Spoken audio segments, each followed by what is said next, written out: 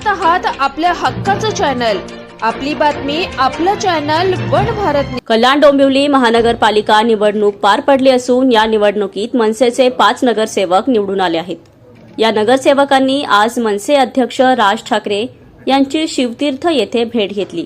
यावेळी राज ठाकरे यांच्या पत्नी शर्मिला ठाकरे यांनी या विजयी उमेदवारांचे औक्षण करत शुभेच्छा दिल्या। यावेळी मनसेचे गणेश लांडगे, शीतल मंढारी, प्रल्हाद म्हात्रे, संदेश पाटील, रसिका पाटील हे नवनिर्वाचित नगरसेवक तसेच मनसेचे राहुल कोट यांनी आणि मनविसेचे शहर अध्यक्ष विनोद केणे यांच्या पत्नी स्वप्नाली केणे यांनी शिवसेना उद्धव बाळासाहेब ठाकरे पक्षाच्या चिन्हावर निवडणूक लढवत विजय प्राप्त केला।